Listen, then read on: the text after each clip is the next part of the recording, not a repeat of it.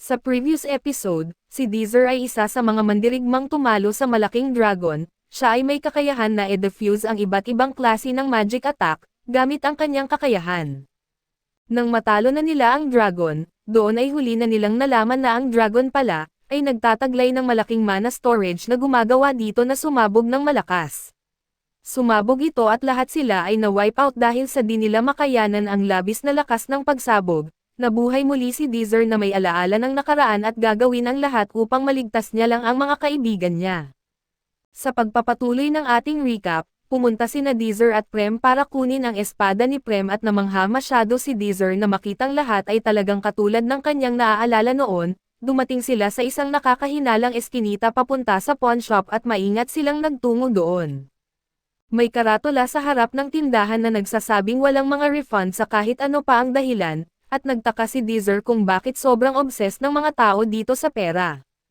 Sinabi ni Prem kay Deezer na ayaw niyang hawakan muli ang espadang iyon, pero hiniling ni Dexter na bigyan siya ng pagkakataon at sa wakas, nakapasok sila sa tindahan kung saan sinalubong sila ng isang higanteng lalaki na tila gumagamit ng steroids. Ipinagtaka ni Deezer kung bakit mahigpit ang seguridad ng lugar. Ipinaliwanag ni Deezer sa may-ari ng tindahan na si Woojo, na nandoon sila para bilhin ang repair sword na ibinente ni Prem. Tinukoy ni Woojo na may patakaran silang walang refund, ngunit binanggit ni Deezer sa tao na ito na kaya nga niya sinabing bibilhin niya ang espada.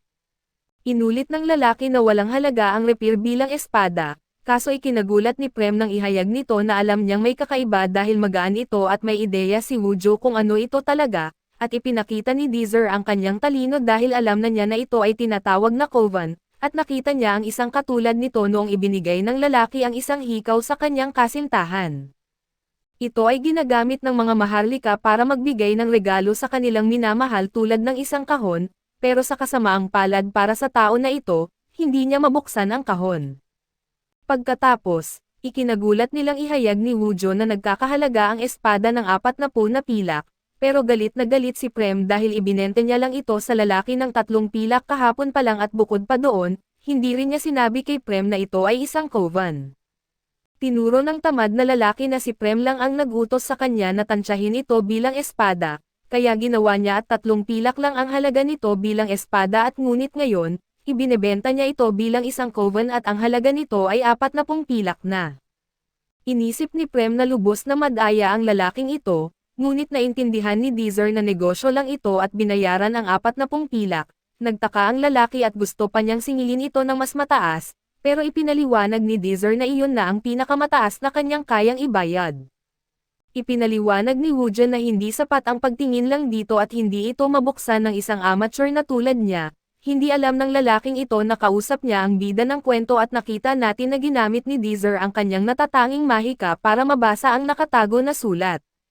Pinilit ni Dexter si Prem na nagdadalawang isip, na kunin ang espada at ipinakita na may uka sa hawakan nito at ang pagpindot sa uka habang inaalis ang blade ay nagbunyag na may isa pang blade sa ilalim nito. Nagulat ang lahat sa kwarto dahil ang blade na ito ay hindi gawa sa bakal o pilak. Hindi pa nakakita si Prem ng metal na kumikinang ng ganito, at ipinaliwanag ni Deezer na ang blade ay gawa sa banam, mas matigas kaysa sa isang bakal at mas magaan kaysa sa isang balahibo. Ito ay metal na ginagamit lamang sa pinakamataas na kalidad ng mga sandata at mas lalo pang nakumbinsi si Deezer na ito nga ang sandata na ginamit ni Prem sa hinaharap. Naghanda na silang umalis ngunit hinarang sila ng higanteng naka-steroids. Magalang na hiniling ni Deezer sa lalaki na umalis sa daan, ngunit sinabi ni Woojo na ang lalaki ay aalis lang kung iiwan nila ang espada. Pinapaalala ni Dexter na mayroon silang kasunduan sa negosyo kaso si Woojo ay isang tuso na may-ari ng tindahan, ay sinabi na kung gawa nga sa banam ang espada, nagbago na ang isip niya sa lahat. Binigyang diin ni Deezer kung gaano kaipokrito ang lalaki, kaso nagbanta lang ang malaking lalaki na sasaktan sila kung hindi nila iiwan ang espada. Tumanggi si Deezer at madaling iniwasan ang atake ng malaking lalaki. Ipinag-utos ni Woojo na tapusin na sila, pero nagulat ang malaking lalaki nang makita niyang lumapit si Prem at ayaw talaga ni Prem sa pakikipaglaban. Ngunit maliwanag na balak tapusin ng lalaking ito si Deezer, kaya nagpa siyang harapin ito. Nahihiya si Prem nang paalalahanan siya ni Deezer na sinabi niyang hindi niya hahawakan ang espada kailanman, pero nagpapatawa lang pala si Deezer at hinimok siya na ipakita kung ano ang kanyang kayang gawin. Sigurado si Deezer na ang espada ay perpekto para sa estilo ni Prem, ngunit nag-aalala siya dahil maaaring maging nakamamatay ang mga atake ng malaking lalaki kung tatamaan siya. Sa puntong ito ay medyo wala pang karanasan si Prem kaya hindi siya sigurado kung kaya niyang manalo pero subalit, nagulat ang lahat sa kwarto nang magsimulang magliwanag si Prem, at na-excite ang kalaban sa determinasyon sa mga mata niya. Sinubukan siyang atakihin ng kalaban, kaso agad na nakontra at nakaiwas si Prem na nagpapakita na mabilis siya at lalo pang ipinakita ni Prem ito, habang halos hindi siya makita ng kalaban at nakapagdulot si Prem ng maraming atake kaso lang mababaw lang ang mga ito. Nagtataka si Deezer kung nahihirapan ba siyang sukatin ang kanyang mga atake gamit ang Rapier Sword, ngunit unti-unti nang nasasanay sa bilis ni Prem ang malaking lalaki, kaya kung magtatagal pa ang laban malamang malaki ang disadvantage ni Prem. Sinusubukan ni Prem na tamaan ang mga vital parts ng malaking lalaki kaso inaasahan na ito ng kalaban, nagsisimula nang lumala ang sitwasyon, subalit sinabi ni Deezer kay Prem na maniwala sa kanyang ama. Doon napansin ni Prem ang sulat sa espada at ito'y nagbigay inspirasyon sa kanya, hindi niya sigurado kung paano nalaman lahat ito ni Deezer, pero hindi na mahalaga iyon at determinado lang siyang magbigay ng tagumpay kay Deezer sa pagtitiwala nito sa kanya. Saka naman sumugod si Prem para umatake kaso sumigaw si Deezer sa gulat nang makita na inaasahan na ito ng lalaki pero gayunpaman, pinatunayan ni Prem na hindi siya dapat pagdudahan, nang kanyang hiwain ang espada ng lalaki at ipabagsak ito. Ipinagpasalamat ni Prem ang espada, na siyang dahilan kung bakit siya ay buhay pa at sinabing lahat ito ay dahil sa kanyang ama, doon ay naghahanda na silang umalis ngunit ipinaliwanag ni Woojo, na ang pinto ay mabuksan lang ito ng lalaking walang malay sa sahig.